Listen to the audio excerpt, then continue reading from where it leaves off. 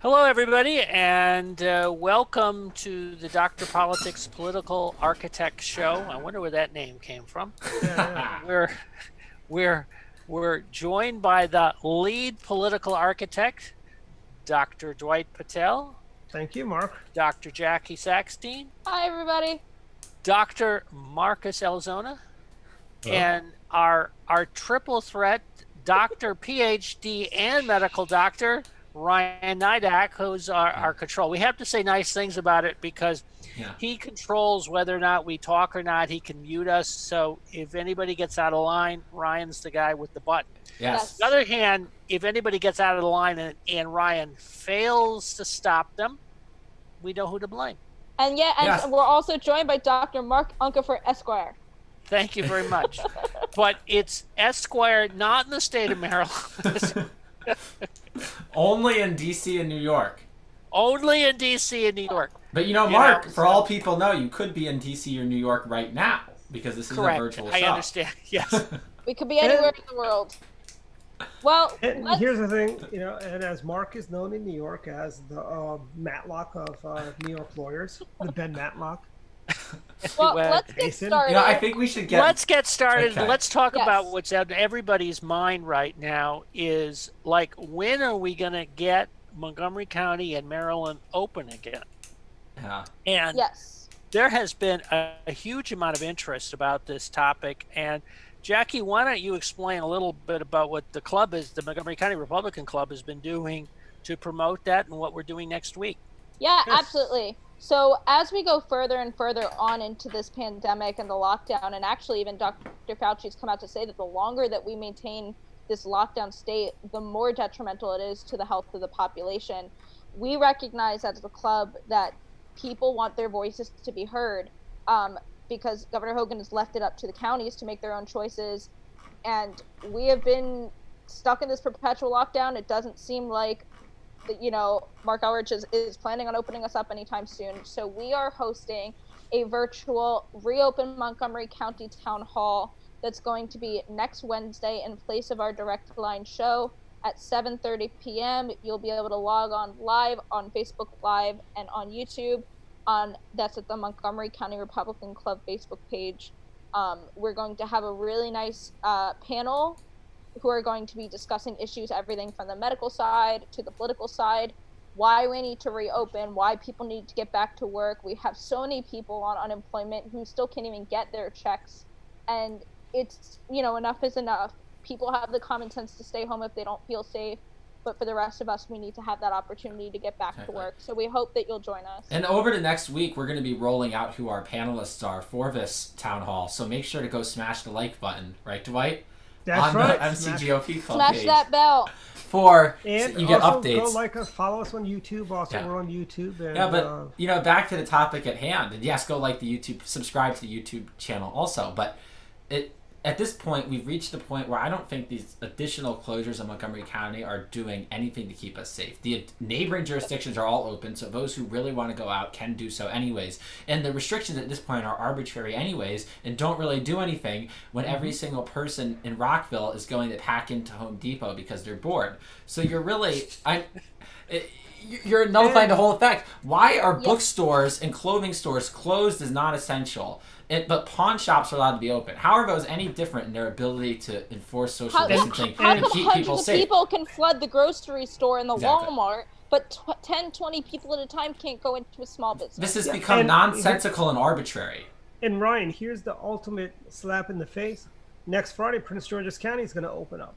Here's another slap to the face. Cuomo said today that they're going to start slowly reopening New York City next week. I know. If And we don't I open mean, before New York freaking City, that's BS. Mark So Elrich. what? Sorry, Why Mark, go don't ahead. we? Yeah, I was going to say. So we've also got a poll up, right? That we Yes, can we do. we can send out to folks. I hope, and we're collecting the input. Although I have to say it's pretty overwhelming in the response that we're getting. Yeah, it's almost everyone's People are against. ready. People are ready to go back to work.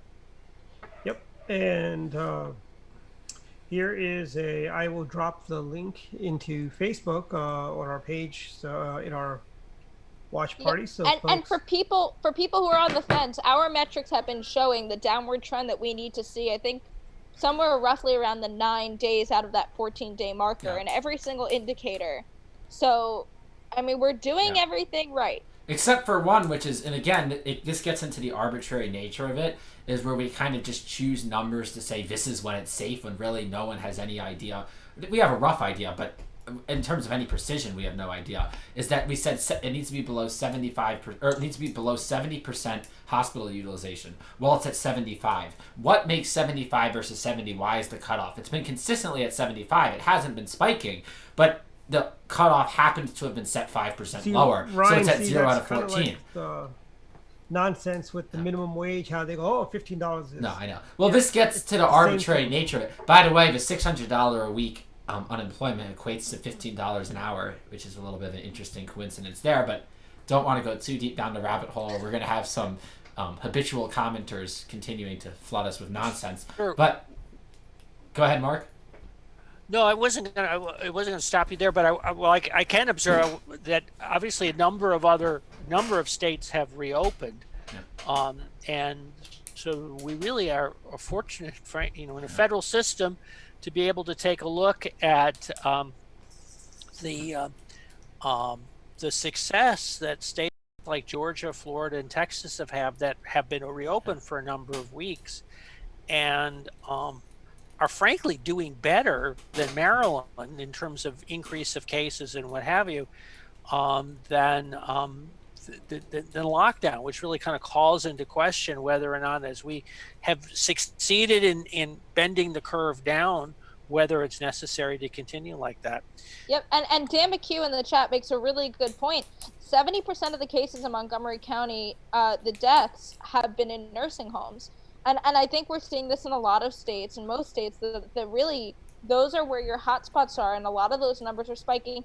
And you know what? We're seeing a big increase in numbers now because even this week, Governor Hogan has announced the increase in the amount of testing. We're now able to test people who are asymptomatic. So we're probably going to start seeing that rise in numbers. Yeah, it's the success in testing. You have to really, I mean, when you're calculating the metrics, like that shouldn't. You should be careful about using that as a justification for extending it out, because we're talking about, I think it was just mentioned, like reducing the curve, but the goal was always flattening it. It wasn't Right. to make say that the curve is dropped off. It's that flatten the curve and then continue operation and start mitigating the other negative effects that the lockdown had. Well, Yep. the problem with that is that, I mean, yes, that was the original intent, and like I've said in previous episodes, that was the whole point of that original article that in the New York Times that popularized the phrase "flatten the curve."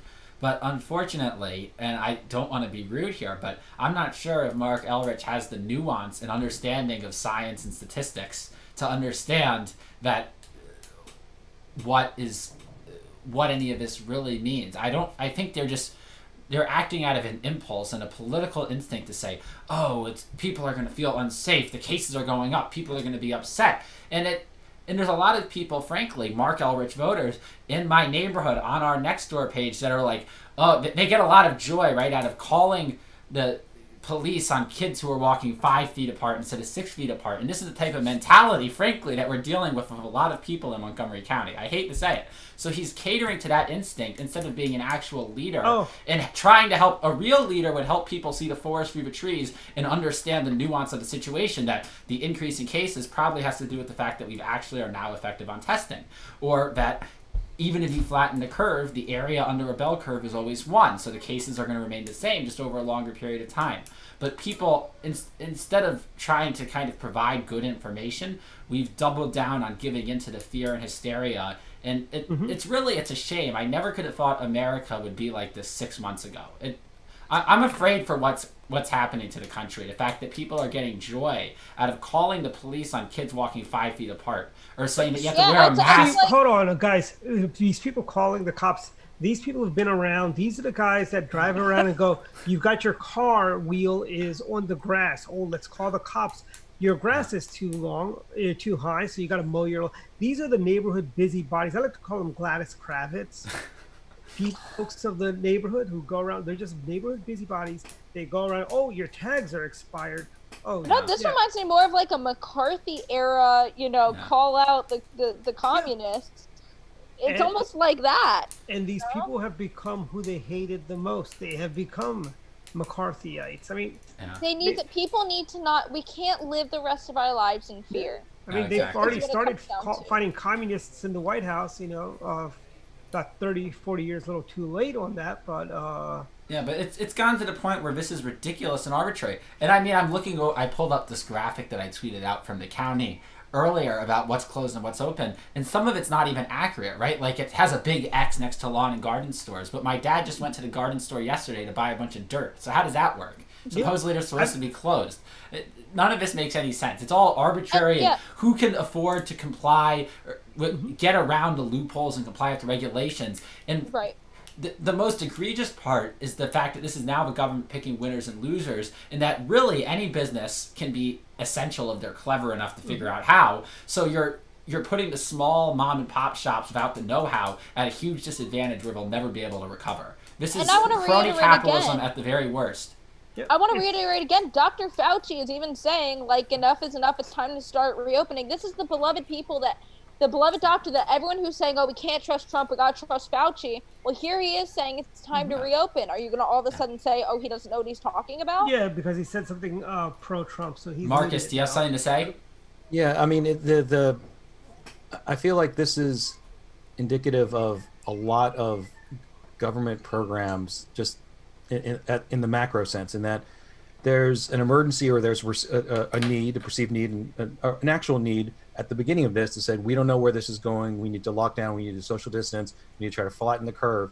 And so these policies have been put in place. And now that we've flattened the curve, it's like I don't want to say any government, or especially federal program, once it's there, it's so hard to take out, even if the need isn't there. Now you could do it smarter. You don't have to do it so arbitrary the way it's been done. You could do it, very specific, like close or really protect these vulnerable populations, protect these nursing homes, like, where, the Sweden model, but removing those temporary regulations is such a battle, because it's like, no, we have to keep these in. Yeah, and I think There's that's a great- exactly right. Go ahead, Mark. I was going to say there's a great example of the sort of unintended consequence. So in New York, they've put in restrictions that keep people from being evicted from dwellings Yes. they're going to rent. Which, gee, we don't want people evicted and what have you. Although what's happened is that there are high-end renters out in the Hamptons, which is frequently a kind of a low, high turnover. Some people rent for the season, but some people do it for a week or two and what have you.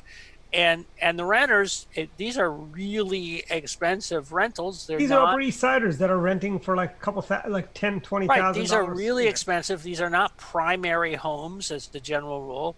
And This yet, isn't like you rent a place in Ocean City. right, they're taking advantage of it to stay in place because they can't be evicted. And I've always been curious about that, and I didn't do enough reading on that topic as I should have. What happens to all these people who, they genuinely can't pay their rent because they've lost their jobs, they can't get evicted?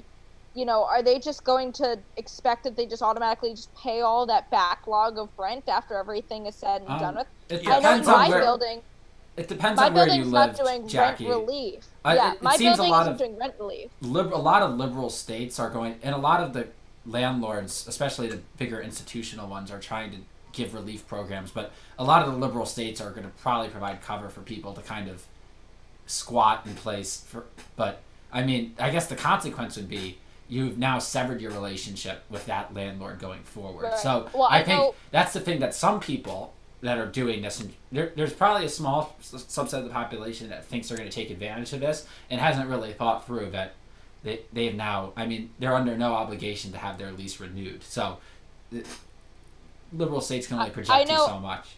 But My here's the specific here's the building thing isn't saying you just don't have to pay. They're just saying where you can do pay the in landlords installments.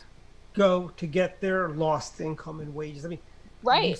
they're giving $1,200. Nancy Pelosi wants to give $5,000 away. Yes. It's like, it's like, it's like, it's like they want to give money away to all these people. But, that money's not going, they're not going to use that money to pay the rent. They're going to use Well, that to, just all these far left wackadoodle Democrats like AOC and Peter Franchot seem to think that money just grows on trees and that no one has to pay anything. Huge Well, don't you- kudos to our very great Lieutenant Governor of the great state of Maryland, Boyd Rutherford, who said in a Board of Public Works calls, this was a few weeks ago, when Peter Franchot decided to use his opening remark to grandstand about how all Marylanders should call their credit card company and their landlord and all of their monthly recurring charges and get a freeze on their payments for the next 90 days or whatever. I forget the period of time. And the lieutenant governor basically said, if you've been laid off and you have no money and unemployment hasn't come through for you, that's one thing and you have a unique circumstance. But advocating for Marylanders across the board, even those who still continue to get a paycheck, to just stop paying all their financial commitments is irresponsible. And of course, this was the kickoff for Peter Franchot for governor, so we had to go and argue with that perfectly logical statement. And he brought up a great example of his daughter and three of her three roommates rent a townhome from a young family in Baltimore City who happened to move into a bigger home, and instead of selling it, they rent it out to tenants. Why should that family, why is your right to live for free indefinitely, why do you have that right, but that family doesn't have the right to make good on their commitments and actually feed their children? This is, it's government picking winners and losers. That's the problem with all of this, is that landowners. They have a problem if you own property. They've got their little war on savers by cutting interest rates down to nothing, so you get nothing at the bank. Except, there's benefits to that, like being able to refinance your home. But but here's the thing, Ryan. Here's the thing. What if people that don't have a mortgage, that are that's got a decent amount of savings? No, I'm not defending 0% interest rates. I'm just saying there's two sides to that coin. And here's the thing also is especially in the state of Maryland, it's a very, very tenant-friendly state. Montgomery County, the tenants run the show. You can't evict from, I think it's November to April. You're not allowed to evict anyone because it's a cold climate. And then when you try to evict them, it's going to take about 6 months, so you're back into the cold climate. So you can't. I would never be. Anyone who ever wants to buy property in Montgomery County as a rental, don't do it. It's a foolish proposition. It is. I mean, we're living in a pseudo-communist society led by someone who's a Soviet sympathizer who, frankly, I think enjoys the fact that he now has an excuse to keep businesses closed. This is... While he rides around his $80,000 Suburban. Let's kind of switch gears. One of the questions about this whole thing is that President Trump was going to come to Baltimore on Monday, and that's created a bit of a commotion around the fact that both Governor Hogan and the mayor are saying, they don't want to have the president there because they're shut down. Is that the wrong example?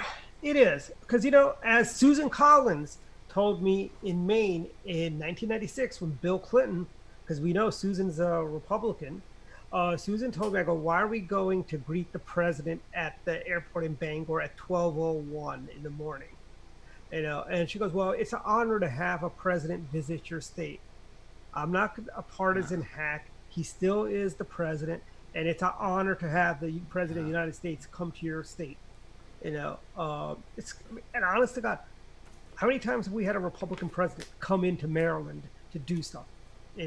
George W. Bush came once, maybe, I think, to do a big thing. By the way, on that similar vein, because Maryland is right here. We're so close to DC. I know, but we rarely see Republicans in Maryland. Yeah. If anyone hasn't seen the ad that the Trump campaign has made yet around his recent visit to the Ford factory in Michigan, I would highly encourage you watch it. And it does a great job at conveying the message that President Trump, even though a lot of this is a state level decision, he is a bit using the bully pulpit, if you will, to be a great advocate for getting Americans back to work and pushing sane policy during this time when a lot of people, frankly, on both sides of the aisle just keep wanting to grow in government in what has turned into a massive failure. I mean, there are people who still haven't gotten their unemployment checks from all this. I've talked to people who work for legislatures in Annapolis from both the Senate and the House side, saying that they've literally had people call and read their suicide notes over the phone and had to send the police there because they are ashamed that for the first time in their life, they're not able to support their children and their wife.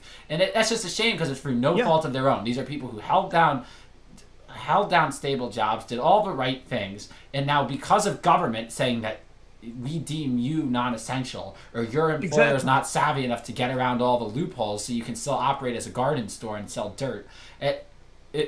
It's ridiculous, and this is And, you know, that is the one thing that I thought. I was talking to another friend of mine about when this all shut down. I go, I fear what the suicide rate's going to be when this is all I just over. read an article from the Washington Examiner this morning talking to a hospital director, some county in Northern California, I forget where, but he was talking about for an area like his that hasn't really been hit hard by COVID, but has had strict shutdown measures because of being in California. They've seen a year's worth of suicides in the last month, and the COVID increase has put no strain at all on their hospital system. I mean, Yeah. this is the sort of we don't have any nuance in the government response to this, because as Marcus alluded to, there's no government never has nuance. I mean, Dan was very right in pointing out earlier that 70% of the deaths are in nursing homes. So why not have a narrowly tailored and targeted response at beating that down while letting everyone else get back to work? This is ridiculous, and this is a disgrace. I'm afraid for where this country's going. Sorry if I Well, seem more and if you- unhinged and- than I usually am, but this is and like Ryan, you heard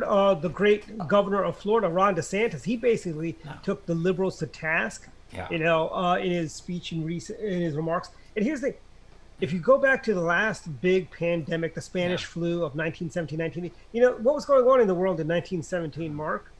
What was going on? We had a little. What you war say that to going Mark like he was I wasn't around? around then, on. We had but a little, we it had was a little the war way as you going would say around. it's before his time. I mean, Before my time too, but we had a war going on then. Okay, we didn't lock down, and you know what?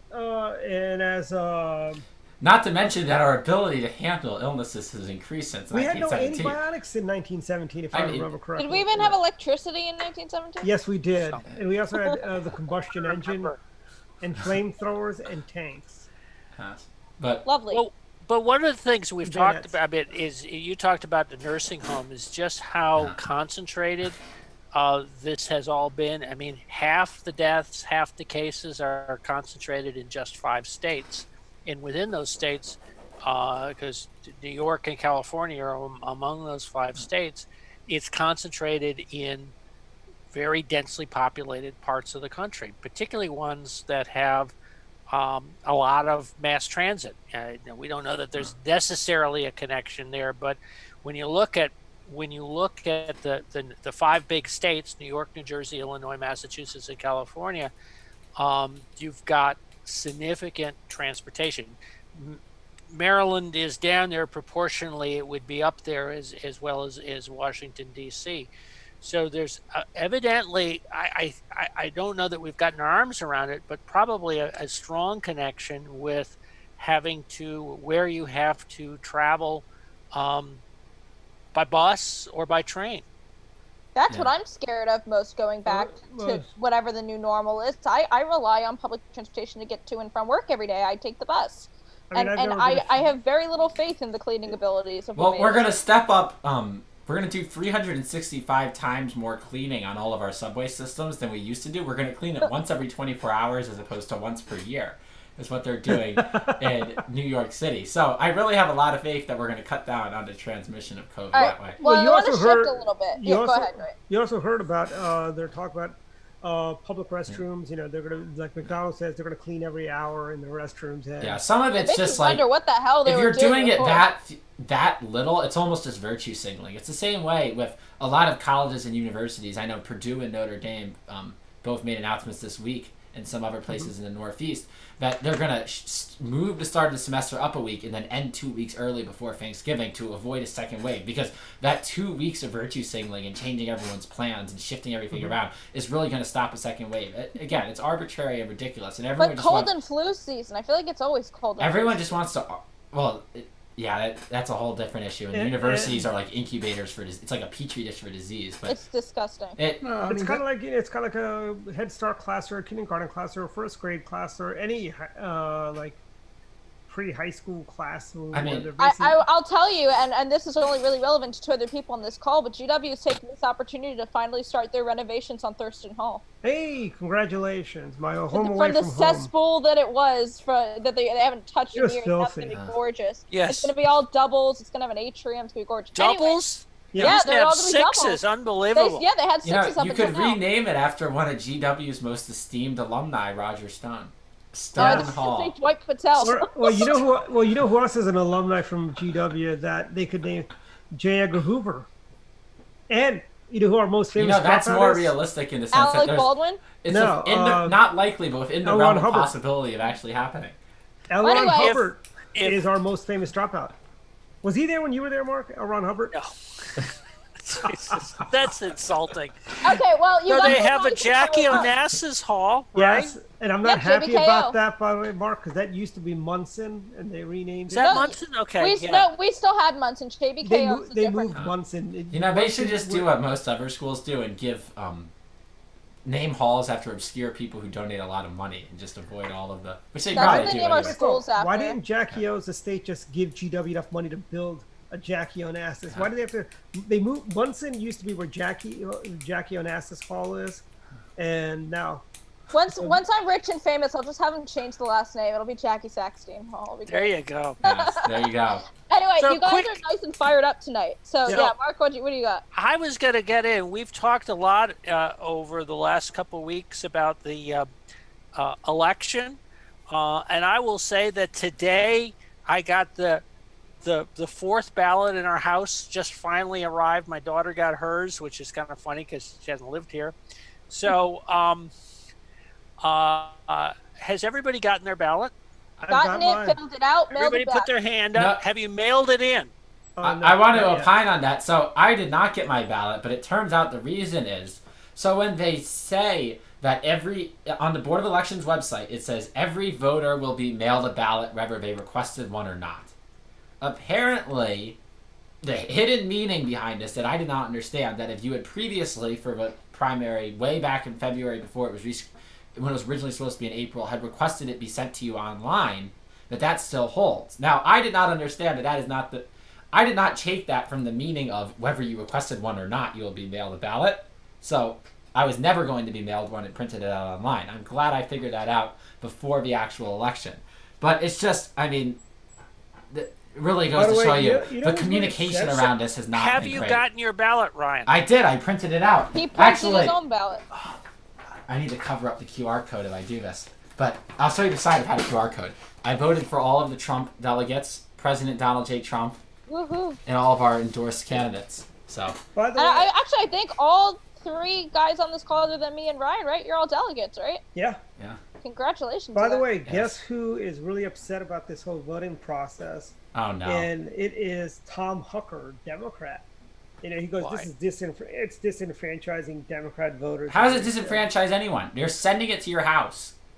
No, but you know the ballot delay, and he goes, "Why is the company doing the ballot in Minnesota? Don't we have businesses in Montgomery County that could have?" You know, that's one thing that I really will agree with is there's Al plenty of Mendelsohn great... could have done Exactly. these- Al Al Mendelsohn Mendelsohn would have done it. I mean, could have done it. if this was New Or Jeff York Gordon and and, Print Governor Warren Hogan could would have have given the done this. business to Al as a personal favor. Could I just say that You know, no Nassau good County. would come they because would- everybody would be pointing their finger at Al when they didn't get their ballot. So you know, but Mark, you know, in Nassau County, they would have given it to the highest donor. That's a printer. But yeah, and no, then, actually, what they would have done is sent it. They just would have filled out the ballot, sent it in, and dealt with anyway. but the left there you can't go. have it. The left You already can't voted, have didn't it you know both that? ways. The left is out crying voter suppression because the right is saying no. We want to avoid voter fraud by voting in person. And honestly, the most profound thing I've seen is we can let 100 people or so stand in line to get groceries, and we can't let the same people stand in line and social distance to vote. And by the way, Well, I think one of the interesting things that's come out of this is the people, sort of what they call the inactive voters.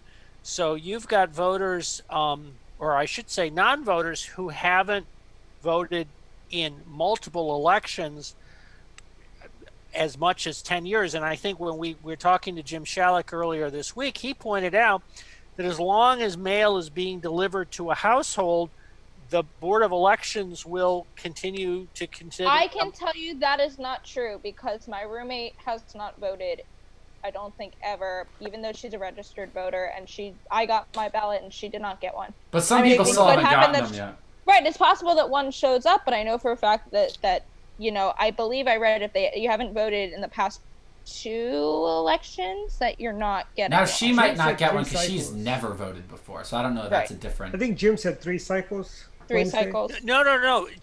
Jim indicated that they would, as long as mail was being delivered. So if somebody, many of the cases that we're hearing about of sort of absentee voters, if you will, are people who have left a household and the mail's still being delivered there and the ballots are going there. This reminds me.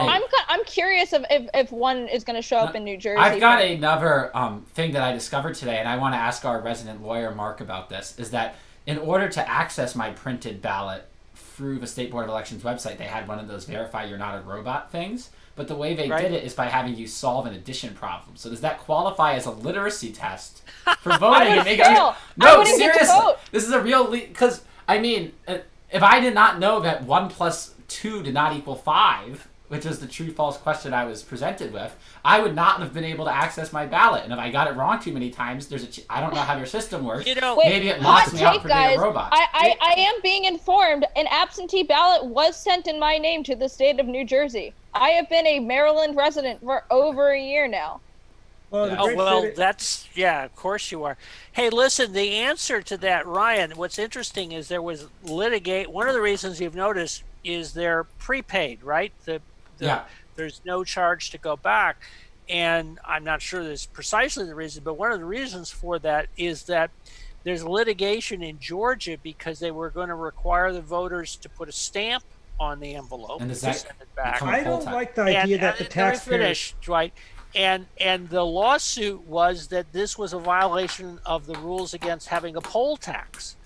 So But I think if whatever a the hell it stamp... is- If a stamp counts as a poll tax, then I think a CAPTCHA could sense. count as a literacy test. I think that those yeah, are... no, exactly. I'm going to talk to a lawyer about this. I know you're not a lawyer in the state of Maryland, so you can't really help me. What happened to this checking the box that said I'm not a robot? Yeah. They're not using Google Captcha. No, That's but- why.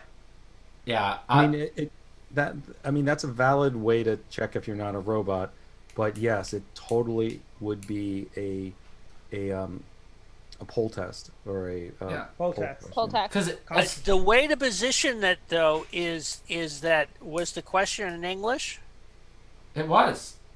Well, come on. Well, can't you translate That's the page? just disenfranchising. I mean, we're being language centric. I've got to find it, yes, but do I have to claim personal harm in order to file this lawsuit, or can I just say that, like, oh, on behalf of the people. I had Ryan to is have- suing on behalf of the I had to people. have my mother come in and solve the problem for me, and if it weren't for her, yeah, Hey, Ryan, you're doing this for the people who don't have a voice. exactly. You're I'm an advocating advocate. for the voiceless. Ryan's gonna go to law school. Ryan, you may be a mathlete, but there's lots of voters out there who are not mathletes. Yes, That's exactly. me.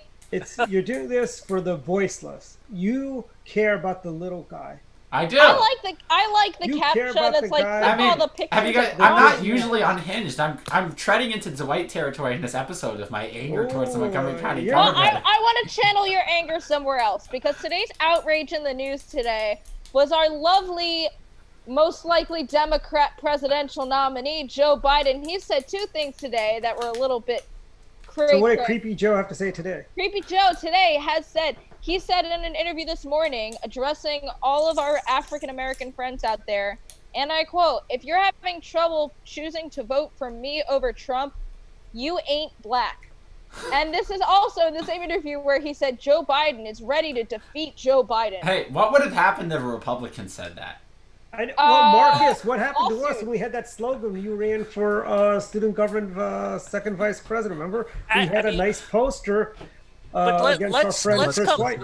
let's come back to that, because if it were flipped around, and it was also flipped around in terms of you're not white, the outrage would have been definite. Totally different.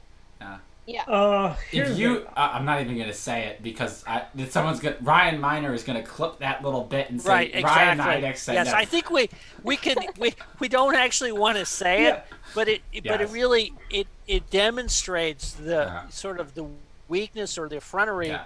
of this kind of identity politics, the assumption that if you have a particular background, you need to or should or ought to vote a particular way. And you know what? I am sorry, but President Trump has done way more for the African American community than Obama ever did. The And only Hear, thing hear. Obama ever did was continue to build that divide between race relations, And if you listen to Diamond and Silk, who are no they'll- longer associated with Fox, unfortunately. And you know before no, they're on One America Network. They got a show there.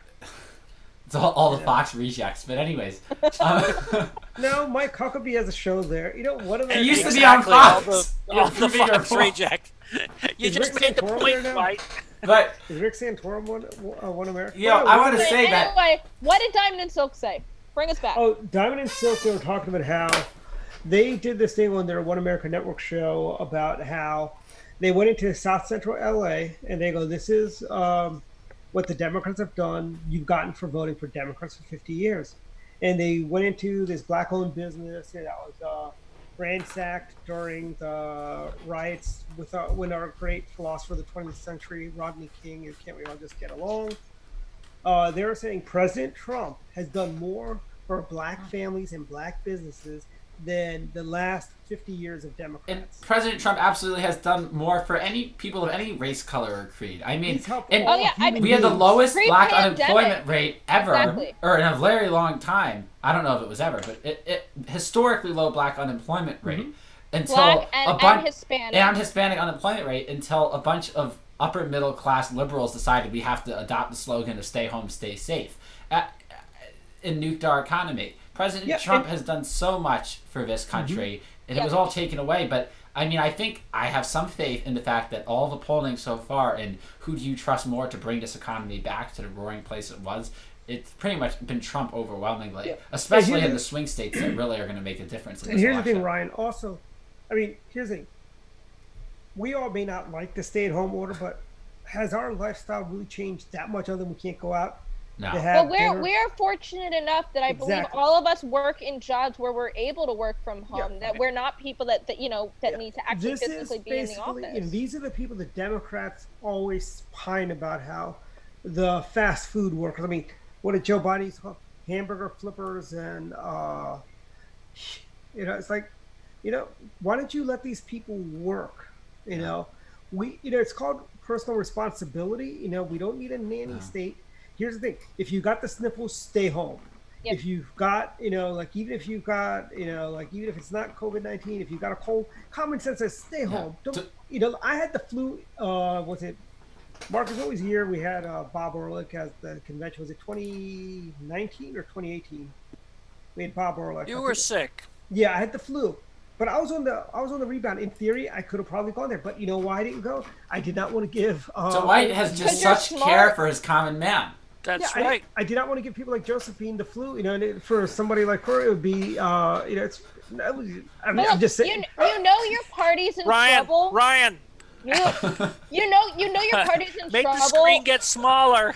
You know your party's in trouble You're when the unmuted, Dwight. slogan for your I know. candidate is "Vote for Blue, no matter who." I know. And That's By the not. way, you know- by the way, Dwight, I want to kind of backtrack because before you went into the part about Josephine, you had a very astute observation Yeah. about. I tweeted an op-ed by the Wall Street Journal earlier this week, Peggy Noonan, basically making your exact same point about the class struggle during lockdown and that there's been a huge divergence of outcomes. The middle class and above, or the upper half of the middle class and above, has not thrived, because I don't think anyone's thriving, but has been very comfortable during this. I mean, my family has been ordering specialty meats and seafoods and cooking at home, Yeah, and I mean- really Wow, having brag about it. a great time, Uber Eats. because we're very. I mean, it doesn't affect us at all. I'm not bragging about it. I'm just saying I have such the fact that I'm still so upset about this shows my sympathy for my fellow man. That There you go, I Ryan, mean, caring about the exactly. voices. I mean, people are. There have been some great deals from Omaha Steaks, right? Exactly. Ryan? We have been ordering Omaha Steaks actually, and every time you order, they give you a coupon to get you to order the. We a You little bit of a don't tangent. use- We bought You're a right. test freezer just to keep all this stuff we've been ordering, but I Ryan, ordered you don't from use a Allen cheesesteak Brothers? seller who makes no. fudge. It actually D'Artagnan's is another good. They're out of Union, New Jersey. They have the best No, meats. Allen Brothers is to do a Bush product was big plug, supporter but of like Allen in, Brothers. again in Dwight No, fashion, I'm turning into Flannery Dwight. I don't know. steaks. That's where my dad gets his Flannery steaks. But, and they're pretty um, damn good. But I mean, yeah, I mean, I would agree.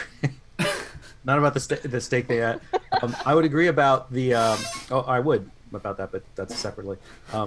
About what you both just brought up. It says the impact of this. If you go down to the zip codes of where there's the most impact for the virus, it's in these areas broadly that can't afford to just stay home. So they can't stay home, and they're being negatively impacted from this as well. I mean, I can't say for certain why those areas are, but one theory would be that they can't, and so they're still doing it even if it's more under the table, and we're just compounding the problem for the people least able to deal with the. Although I would really, and I take Jackie who commutes to work. Looking at the data, there seems to be a significant correlation between mass transit usage. We've talked about it with nursing homes and retirement communities, but the other piece to it is a correlation with mass transit usage. Yeah, I mean, even after all this is over and we finally are allowed to go back into the office, I don't know when I'll be comfortable even actually doing that. I mean, I might Uber to and from work. By the way, Jackie, now's a great time to buy a car. Pretty much every manufacturer is offering 0% financing. Yeah, but then I gotta pay $100 a month for parking. Yeah, You get really good deals. Only 100? I know. Hey, man. Yeah, Mark works in. in. You see, there are downsides You know how to much being a money I have big-time to DC save to lawyer, go to Mark. the If you were working in Rockville Town Center across from the courthouses here in Montgomery County, your parking would be much cheaper. But because you're one of these DC elites from K Street that comes and rains down on all the poor people from the Eastern Shore, I mean. By the way, Ocean City is open. Yes. I think. Did you see the restaurant in Ocean City that has the bumper car tables? Yep, I saw that. Yeah, I By did the see way, it. Looks awesome. it's not dough rollers, unfortunately, though. No, yeah. I think it's Harpoon Hannah's that had that. Yes. But Ocean City, I can see they're going to probably phase into indoor dining in the next 2-3 weeks. I think by 4th of July. I did hear they want to start pushing for outdoor seating at restaurants and at least get that going, especially now with the summer. You know, there are a couple of places by me, although one of my favorite restaurants in my neighborhood closed this past week, and I'm so sad about it. But, you know, places like that have outdoor bars. Yeah, eat local. By the way, speaking of our Eat Local campaign that our friends at the Montgomery County Republican Club are doing, I was over. I at wonder who those Continentals. people are. Who are they? Never heard of them. But I went to Continentals, and the guy said, "Hey, you're with the Republican Club." I go, "Yeah," and he goes, "Thank you. We really appreciate you guys putting us on your Eat Local." You know, it really tells you a lot about Dwight that when the Continental Pizza guy recognizes him, he gets an acknowledgement, but when Nancy Florine recognizes him, there's no response. Let me ask you a political question about this, because we're going to get in. We've talked about Joe Biden. I'm curious if we're going to see a divide. Now, let me just set this up a little differently. 2 months ago, the conventional wisdom was that both political parties were going to make the, quote, same decision as to whether or not to be open or not.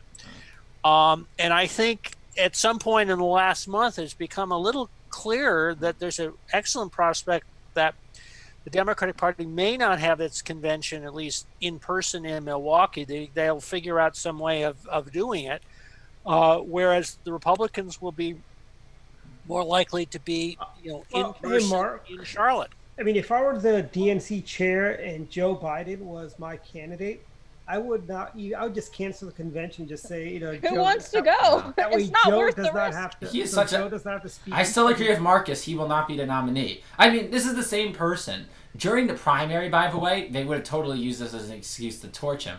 But because they're staying quiet now. But how can a Democratic candidate, the people who have embraced identity politics, be okay with a 70-something-year-old white man saying that you ain't black if you're voting for Trump?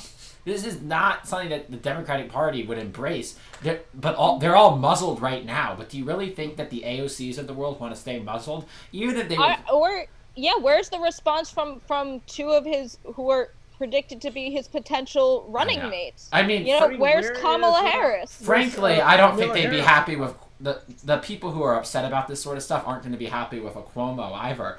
But they'll be at least it's not Biden, right? They're swapping out one old white guy for another old white guy, and we'll be less happy about it. But at least he doesn't have dementia. He's Hispanic or something. Doesn't he claim he's a minority because he's married to a minority? Or not De Blasio, I don't Cuomo. think it works that way. Cuomo. Yeah, no, De Blasio's an idiot. He's not going anywhere. De Blasio, yeah, he has an African American wife. But let me come back to an important question, because there's still business that has to be done at the convention. As here in Maryland, we learned a week ago with a very successfully managed virtual Congratulations, campaign. technology Amazing tech crew. Very I know. amazing tech person.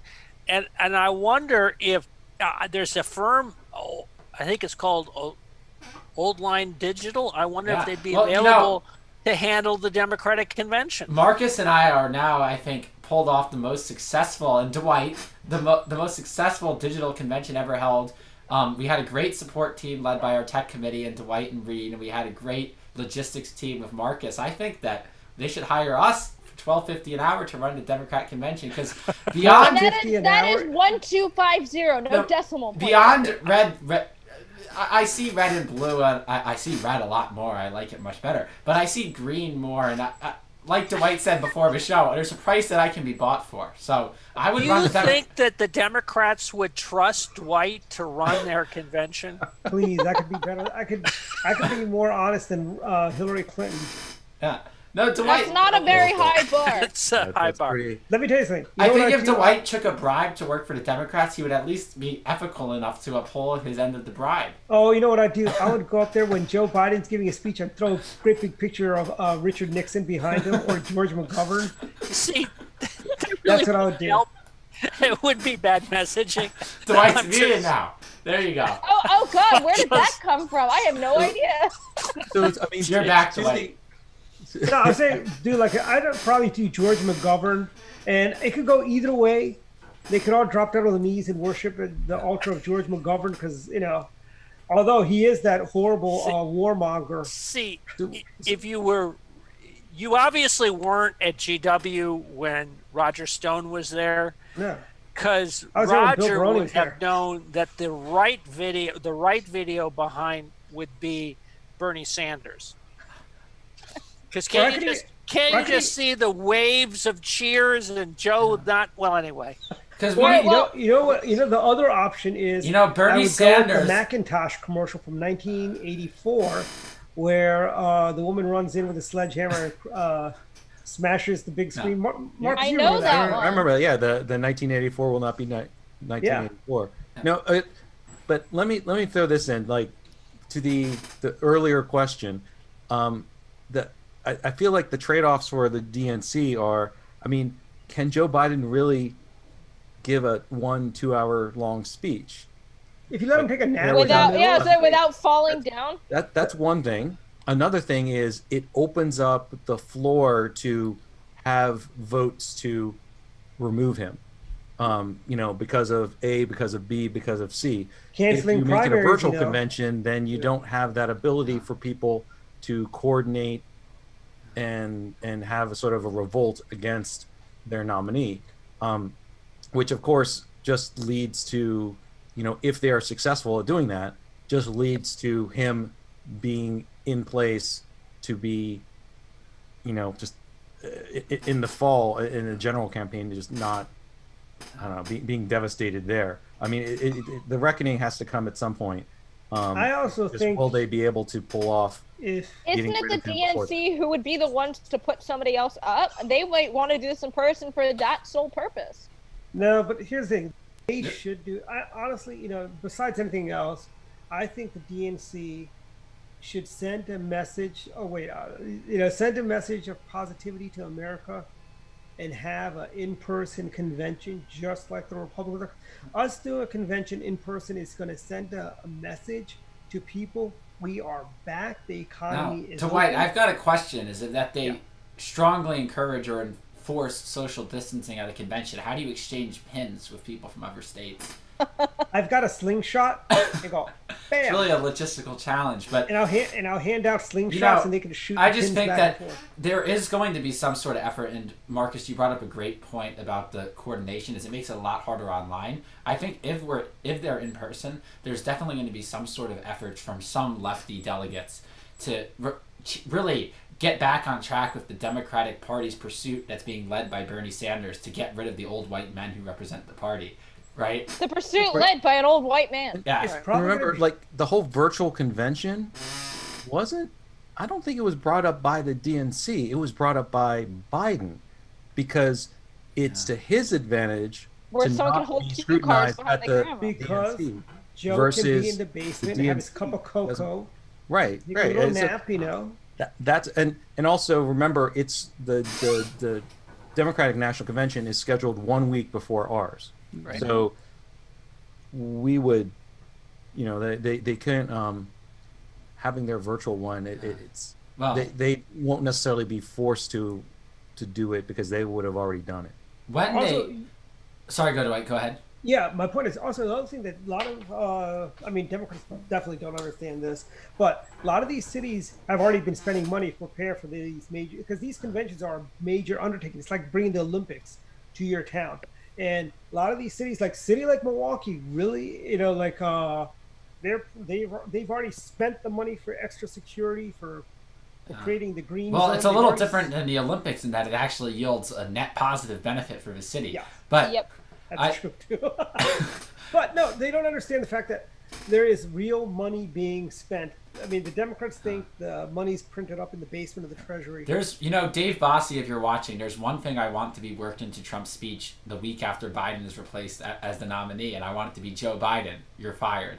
I just think that would be the perfect way for Trump to kick off his re-election general effort. He might So, not even need prodding to put that in his speech. He's probably think of it himself. But Yeah. here's the thing. But I it really, think it does it's its justice more in a speech Okay. than a tweet. Anyways. Not that I'm defending Joe Biden here, guys, but I think it would be very disingenuous if the Democrats steal the nomination away from Joe Biden after they stole it from Bernie Sanders to give it to Joe, and now they're going to steal it again to give it to The someone DNC else. has already screwed itself there, and I think, And it's the just- Bernie people say they're not going to vote. I mean, Bernie voters are going to stay home, which is I agree. How many- As a principled Republican, I can really appreciate standing on principle, and I applaud everyone who is standing up for their all you ideology Bernie brothers, let me and not applaud you voting for. for staying, for showing Right. principles. Yeah, exactly.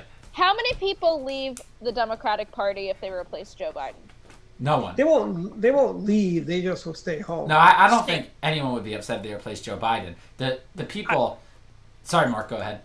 No, go ahead. I didn't mean to interrupt. I was going to say the people who would leave are the more of the base people who were But against him to begin with. But not because it's Joe Biden, but because the DNC is showing we don't care who you voted for. We're gonna pick who we No, want. but I think the people who think that way of the DNC are the ones upset that Biden is the nominee. The So getting rid of AOCs. him is not going to have that effect. Now, any damage that was done there was already done. So I think it might be insult to injury if they say we pushed all these people out of the way so Biden could coalesce support and beat Bernie, and now we're going to push him out of the way for someone else you don't like an Andrew Cuomo, as opposed to if they pushed him out of the way and brought Elizabeth Warren in, it would be their pipe dream and they'd be all so happy. Actually, the Democrats, if they were smart, and I put that in quotes, smart, they'd give the nomination to Terry McAuliffe. Terry McAuliffe, he's too right wing for the Democrats, though. But here's one thing that the Democrat Party used to actually be. They actually, we disagreed on policy. They wanted to tax anything that moved. We know that. But at least they liked America. They were America first people. Scoop Jackson, Pat Moynihan, even to a degree, Sam Nunn. They wouldn't be supporting this kind of nonsense. They wouldn't be supporting this kind of nonsense, Dwight, most people bring Bill up Bradley- examples like John F. Kennedy.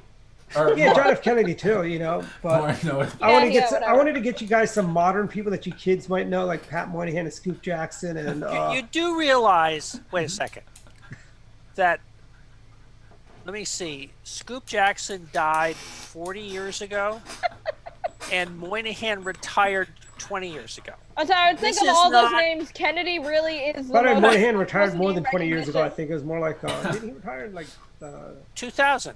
was it 2000? I thought it was like Yeah. 96 or something like that. Yeah, right? this is a 2000. Dwight. This is a Dwight moment if we've ever had one. This is Dwight. That was the seat that Hillary Clinton got. That's in where. Oh 2000. yes. How 20 how years soon ago. we forget? That's Rick Lazio's seat that Hillary stole from him. But Oh you know, my we were doing the gosh. fundraising for Rick Lazio, part of the online fundraising. Guys. But So Well, it's about time for final thoughts. Do we want to move into that? I This think show went by so. quickly. Yeah, I know it goes so fast. Ryan, having fun. why don't we start with you tonight? I really haven't thought of anything good yet. I just want to say that, as you guys can tell, I've become much more fired up. I feel that I've become unmuzzled. I'm ready to, with our reopened town hall this week, to really help carry the front lines. And Mark Elbridge needs to come to his senses. The difference is, I mean, I didn't always agree with what Governor Hogan did, but I trusted his judgment to do what he thought was best or what was logical for the people of Maryland. I don't trust Mark Elbridge's judgment, which is why I think we need to start speaking up. I would encourage everyone to attend our town hall, join the different Facebook groups, and make your voice heard. We're going to have lots of great panelists on who are going to hear your voice, hear your concerns, and people either who can provide insight into how this has affected them directly, or people in positions of authority that can maybe have a little bit more of a bully pulpit to try to influence things in the right direction. So really, everyone go smash the like button for the Montgomery County Republican Club page, tune in, and we hope to see you guys, or we won't see you. We hope you'll see us, and we hope to see your comments on Wednesday night for this broadcast. I just realized we record these. We should send the recording of the town hall to Mark Elrich. Like, this is what your constituents have to say. we've got the petitions that we're going to print out and send Right. him. Yeah. We I should think definitely send him the video. we should print each one on an individual piece of paper. Of And course. really just say how environmentally friendly we are, but we're using And don't double side print it. recycled paper, right? We just wanted to show off all this. We bought multiple reams of recycled paper because of our. So Marcus, your parting thought. Beyond Joe Biden not being the one on the ballot in November, because perhaps I have too high of a esteem of the Democratic leadership, I think that, attend the town hall. I can't see how our local officials can really maintain this. The president has done the right thing. The governor has done the right thing. It's time for our county and our local officials to do the right thing Yes. and base it upon actual science and data. Yeah. Very, very profound.